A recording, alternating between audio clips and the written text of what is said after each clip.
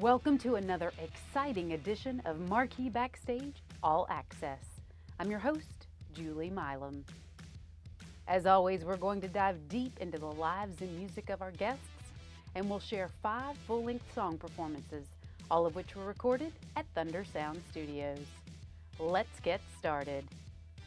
Leading a revolution of true country and southern rock music, No Deceit is guaranteed to capture you with their latest release, Bar Band. To kick things off, here's No Deceit with Kentucky Weather.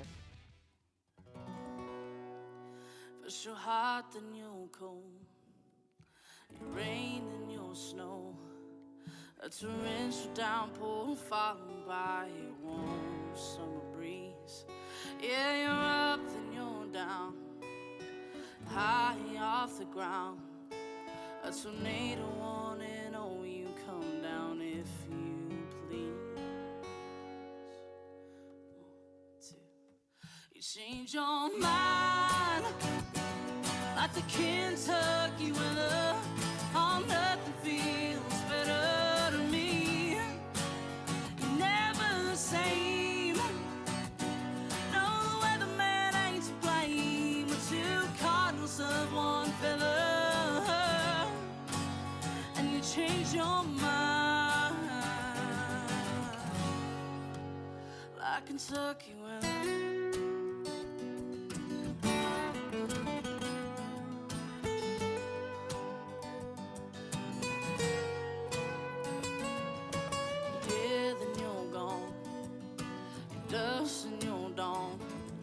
You're the calm before a storm that never leaves. You're the chill in my spine. You're the dangerous wine. One sip of you and I lose all control. You change your mind like the Kentucky weather.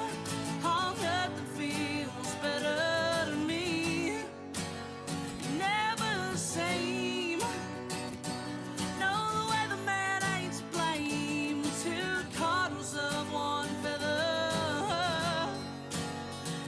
Change your mind like Kentucky weather.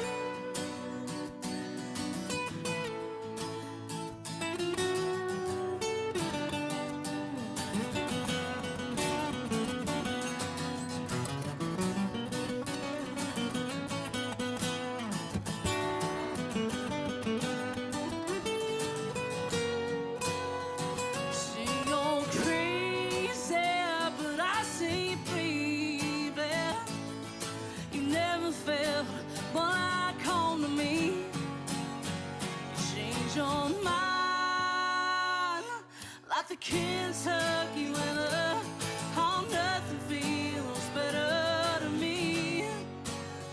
Never the same. No, the weatherman ain't to blame. We're 2 cardinals of one feather. Can you change your mind like Kentucky weather? Like Kentucky weather.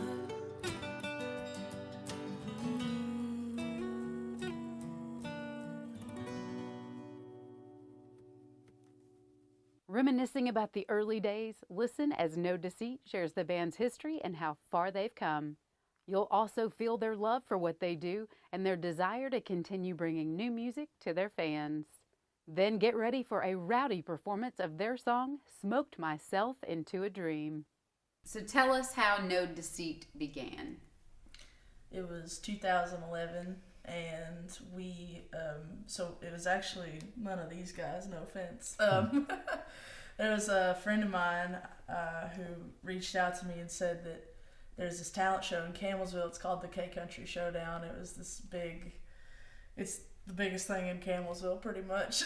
And he wanted to do the talent show together, but he wanted to have like a band. And I was like, I've never played with a band. Okay, why not? So he knew a guy who played drums, and then he also knew a guy who played bass. He played electric, and I was just going to do my thing with them. We practiced like 6 hours total. Went and did the talent show. It was amazing. It was so much fun. We had a blast. And before we even got off the stage, you're like, we're going to keep doing this for a little bit. And we won the next day. Like, we didn't even realize. We were like, because they had to cut it short. It was storming and they had to cut it short. But the next day they told us we won. And I was like, how did that happen?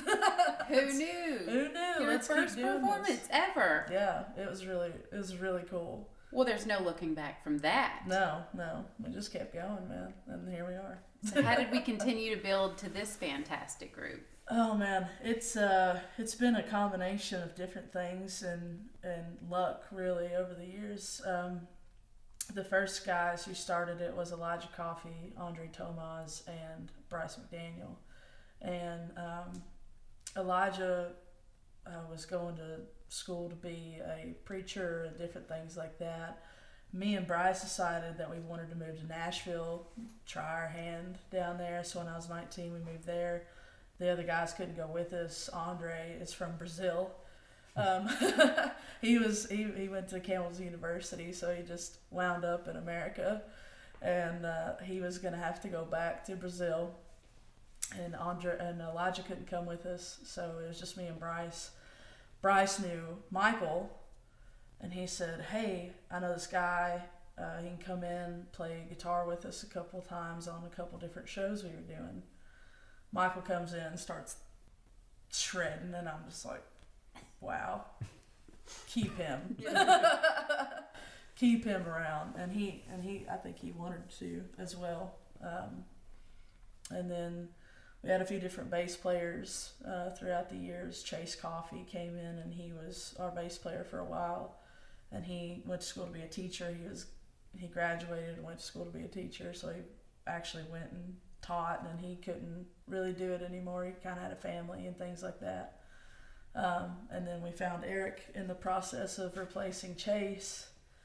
And, throughout the years, it's all been good. It's all been, Growth. It's all been growth, and there was never any hard feelings. It was always like, yeah, this is the right move.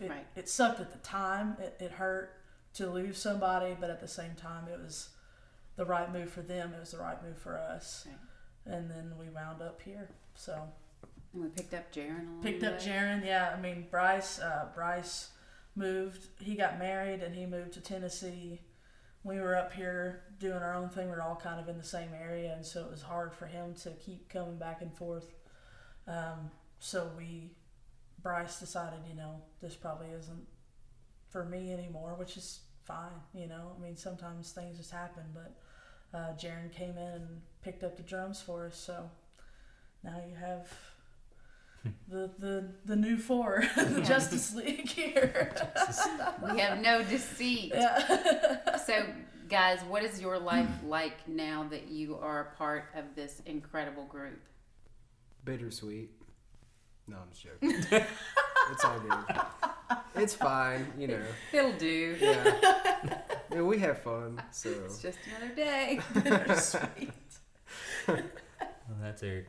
Everybody waited to see if that was a natural reaction. Yeah. Bittersweet. Really?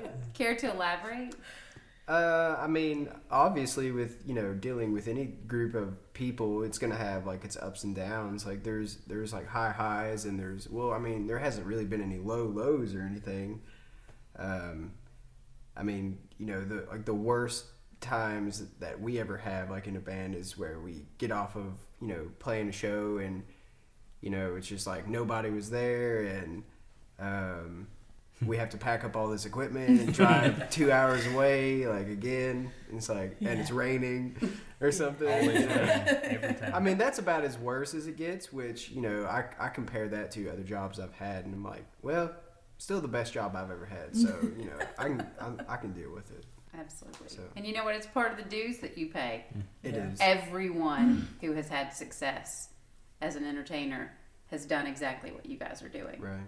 It's just part of the role. Yeah.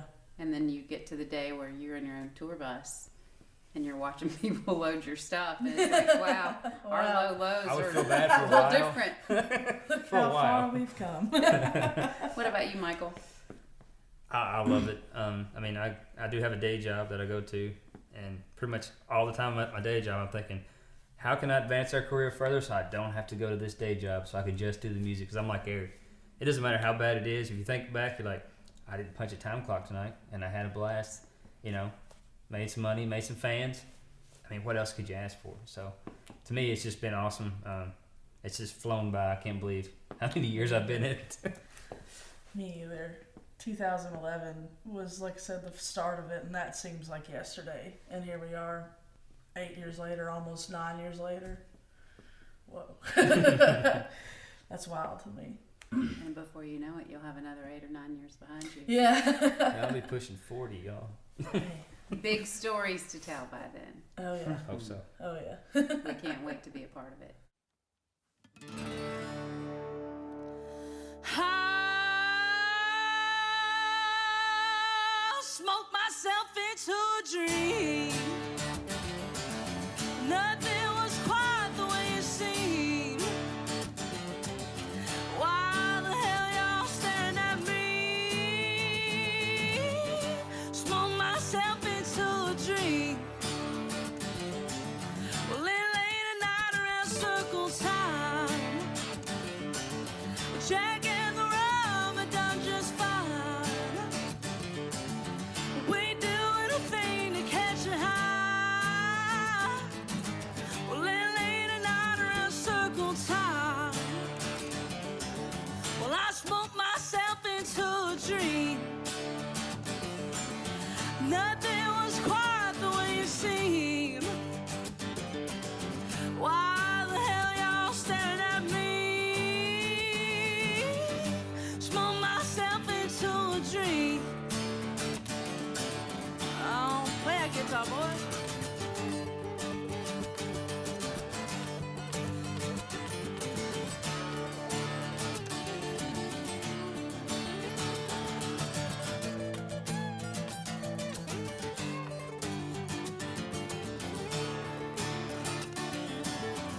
Smoke so thick you couldn't see. Well, that started all the questioning. Like, what is reality? Smoke so thick you couldn't see. Play it one more time.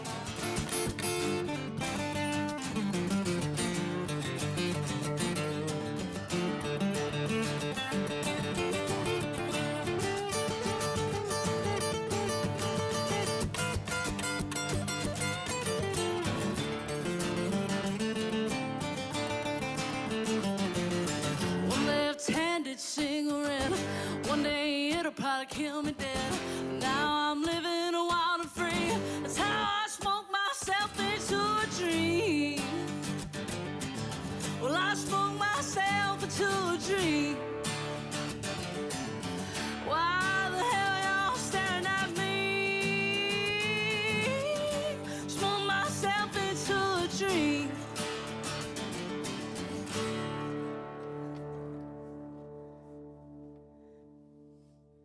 If you like what you've heard so far on Marquee Backstage All Access, we invite you to subscribe to our YouTube channel at Marquee Backstage.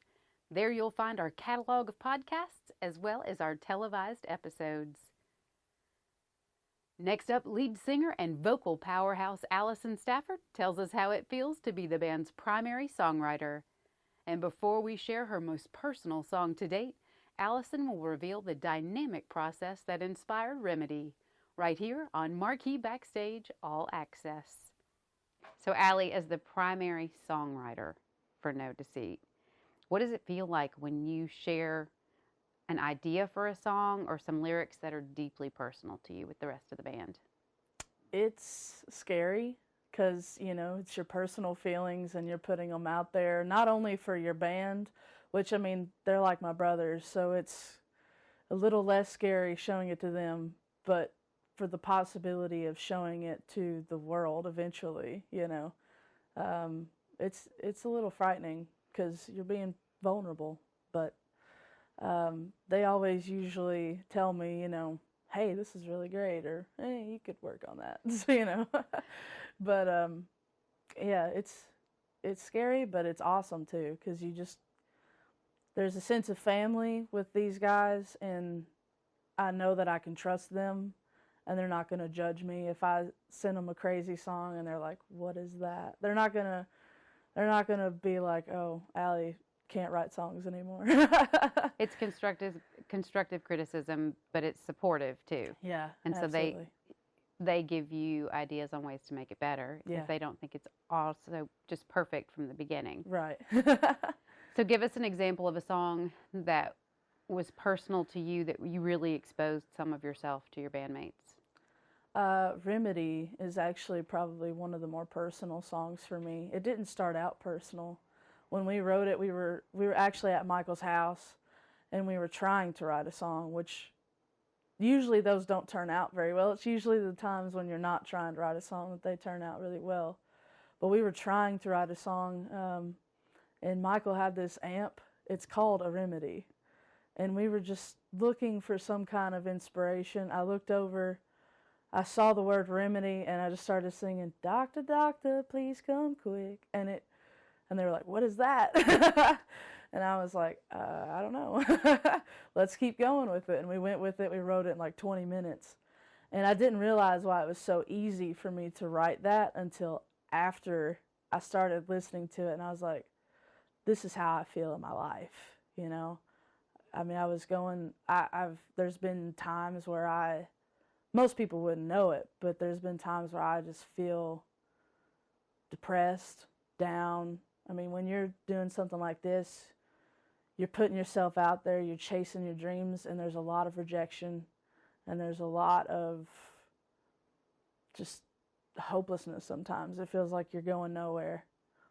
And I've dealt with that for a few years now, you know, and especially at that time I was really dealing with it, but I didn't notice it until after I wrote it, and I was like, man, that relates big time. So is it cathartic now that Remedy has been written when you perform it? Do you feel like that gives you a sense of stability?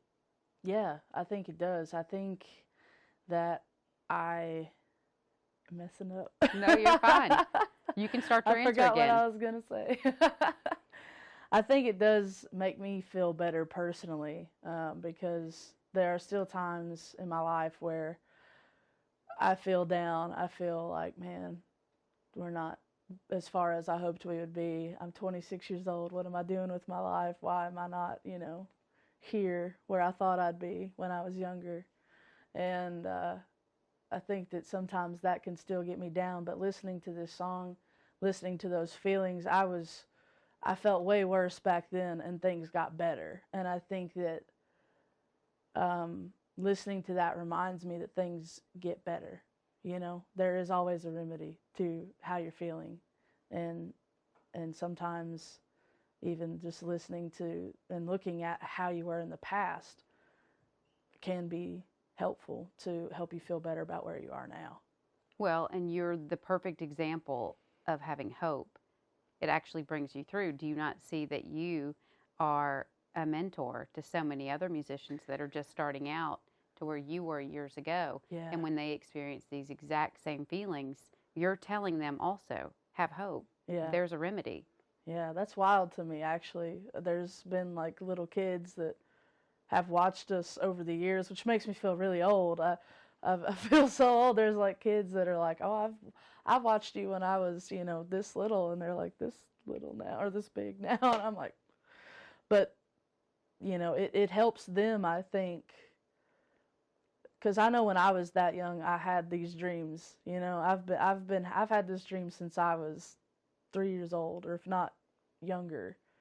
And I think it helps them to see that sometimes you struggle and sometimes things don't move as fast as you think they will, but eventually you get there, and yeah, I think it's wild to be considered a mentor to somebody when I feel like I'm just learning everything myself, and everyone around me is a mentor to me as well. So who did you look up to when you were a young artist, just kind of finding your way? Who did you look up to give you the hope?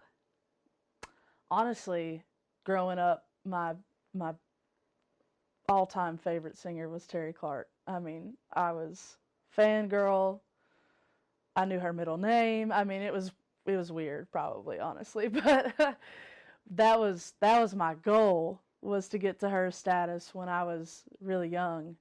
And my grandfather played in a bluegrass band in his hometown in Greensburg, and having him as a role model, having her as a role model, kind of helped get me to the point where I was like, this is what I want to do. And then once I got to that point, there was actually a lady that lived right down the road from me. She was my neighbor, and she taught me to play guitar. You know, she gave me the courage to get up in front of the church and sing, and you know, she helped me greatly. Her name was Laura Mattingly, and she helped me greatly get to a point where I had confidence in front of people. And I think that just from there, just different people have helped me along the way to get to this point now, you know. And you are going up so fast. Yeah, I'm glad. Big things to come for you, Big my things. dear. Yeah, We can't wait to watch you go. I hope so. I hope you're right. Thank you. Of course.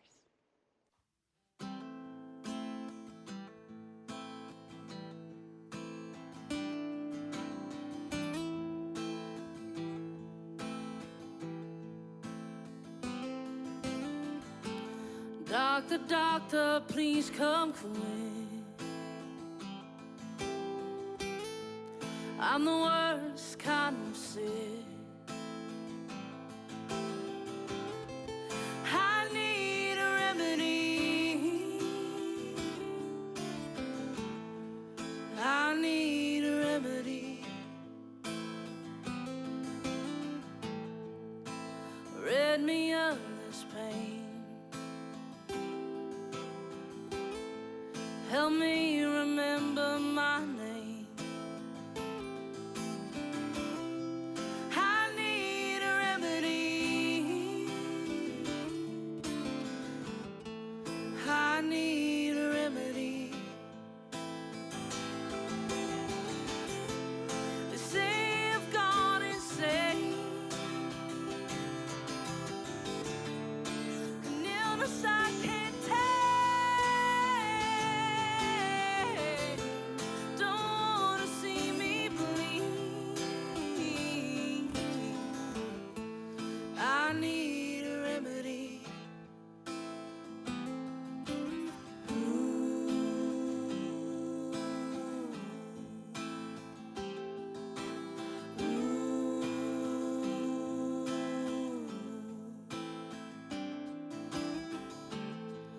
Not ready for my grave.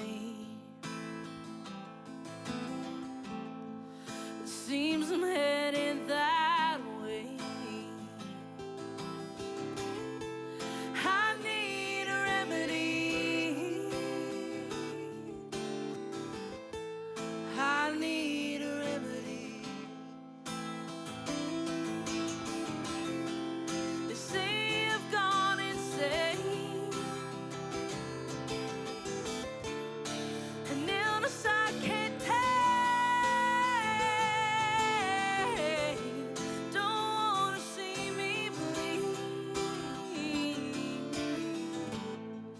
I need a remedy. I need a remedy. Oh, oh, oh, oh,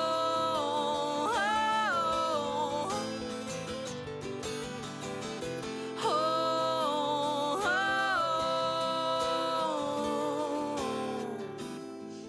I need a remedy. I need a remedy. I need a remedy.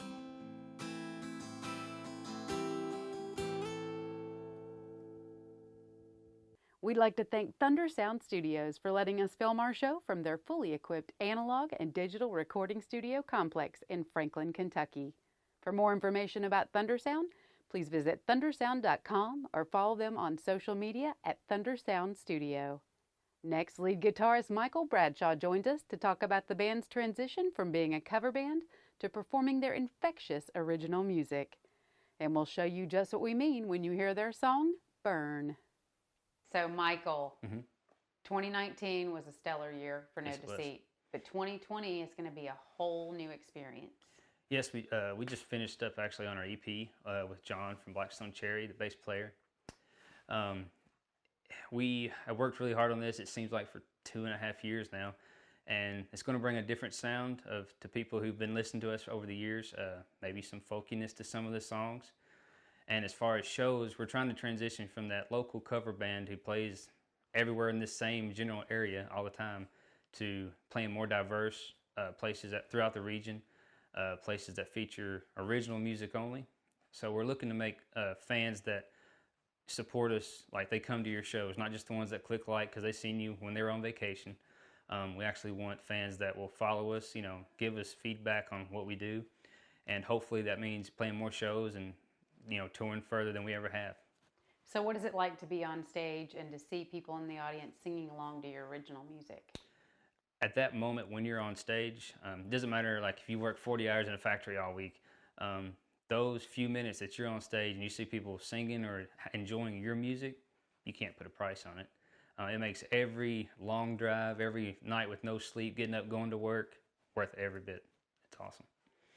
So what do you think would make 2020 the most incredible year you guys have ever had together? Probably growing our fan base with our music. That's the goal. Seeing our music flourish and something that you worked hard at and that you like, others feeling the same way about it and connecting on that level. I mean, that's the thing as an artist. You want your work to be appreciated, and I think if you can gain the fan base like that, that just moves you on to the next level. We really would love to tour. Hopefully that's in the books, but the least, the most you can do is just put out your best effort. And I think as this EP, they're going to see that we've put all we've had into it, and hopefully that leads to better things. I love it. So who does most of the writing? That would be Allie. She's got a gift for lyrics. She'll be like, hey, I thought of this line. It's pretty cheesy, but I thought I'd send it to you. And I listen to it and I'm like, no, I'm pretty sure people pay for that kind of lyrics. I mean, it's amazing to me what she does. Me and Eric are more of the music. She'll send us a line or she'll say, hey, write something that sounds like this. So we'll send her that to her and the next day she's got a song. It's amazing. It's incredible. Mm-hmm. So does she encourage you to do things a little differently, to go out on a limb, maybe creatively, where you normally wouldn't go? She puts no restrictions. It doesn't matter if it comes out to be a reggae song. If it's good, we'll record it, write it down, save it for later. We've recorded rock songs, bluegrass. It doesn't matter. We've done it. And then, like when we go into the studio, we have 30 songs.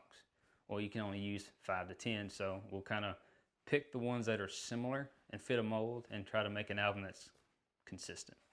Love it.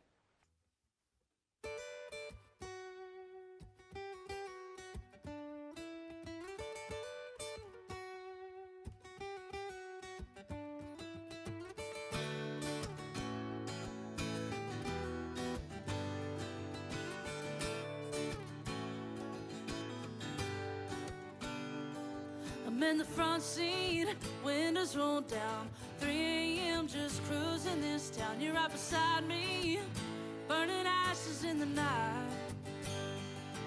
Marshall Tucker on the radio, blowing smoke out the window. And I love the way you look in this light. Street lights are flashing yellow, and I'll follow wherever you go. Burn like the end of a midnight cigarette, like the tires on your daddy's Corvette, like the sky in a Texas sunset.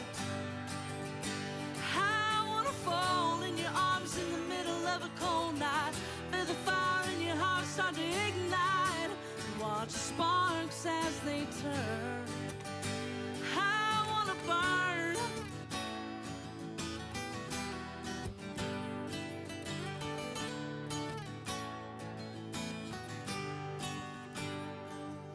like a memory I don't wanna forget. That image of you burned in my head, of your hair blowing like freedom in the wind. A shot of whiskey as it's going down, can't come close when you're around, 'cause we burn brighter than a candle in the night. Street lights are flashing yellow, and I'll follow wherever you go. I wanna burn like the end of a midnight cigarette, like the tires on your daddy's Corvette, like the sky in a Texas sunset. I wanna fall in your arms in the middle of a cold night, feel the fire in your heart start to ignite, and watch sparks as they turn. I wanna burn, I wanna burn, I wanna burn like the end of a midnight cigarette, like the tires on your daddy's Corvette, like the sky in a Texas sunset. I wanna burn like the end of a midnight cigarette, like the tires on your daddy's Corvette, like the sky in a Texas sunset. I wanna fall in your arms in the middle of a cold night, feel the fire in your heart start to ignite, and watch sparks as they turn. I wanna burn, I wanna burn, I wanna burn, I wanna burn.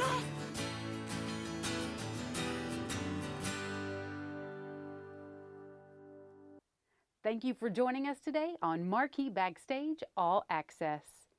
If you want more No Deceit, follow them on Instagram at No Deceit Band and on Facebook at No Deceit 322. There you'll find new music, tour info, and live shows.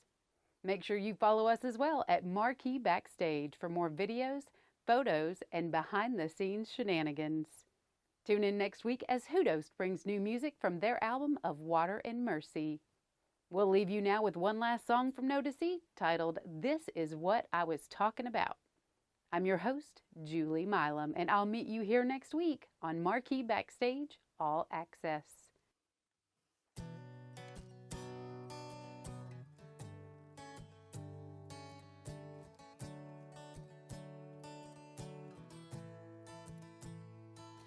Your leather jacket's hanging on the door. It's right where you left it over 7 months ago, and I haven't had the nerve to throw it out, 'cause it still smells like you, even though you're not around. And that bed that we slept in every night hasn't felt the weight of anyone since you got on that flight.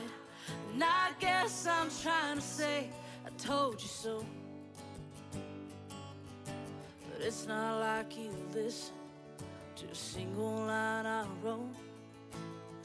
This is what I was talking about. This is what I was talking about. When I begged you not to leave, I wore my heart on my sleeve, and you pushed away every doubt. This is what I was talking about.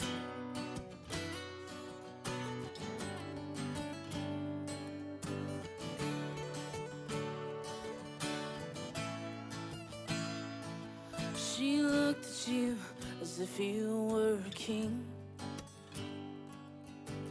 For just one kiss, she'd do anything. She said, baby, don't you worry your pretty little head. It'll all be alright. She got you instead. This is what I was talking about.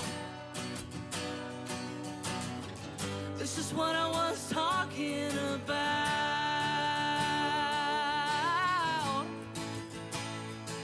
When I begged you not to leave, I wore my heart on my sleeve, and you pushed away every doubt. This is what I was talking about.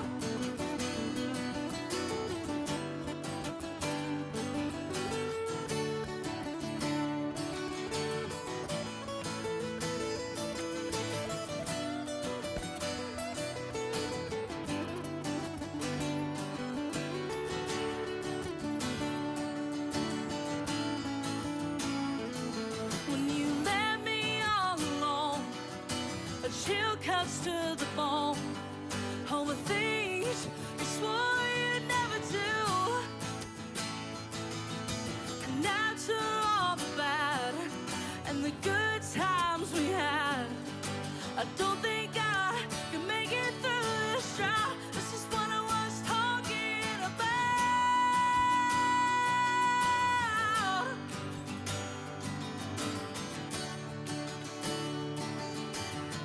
This is what I was talking about.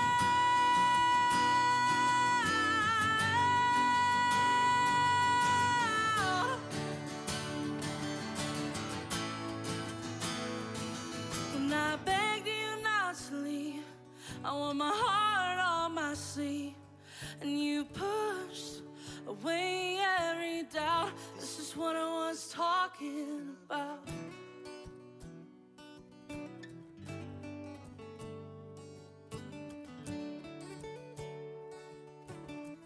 This is what I was talking about.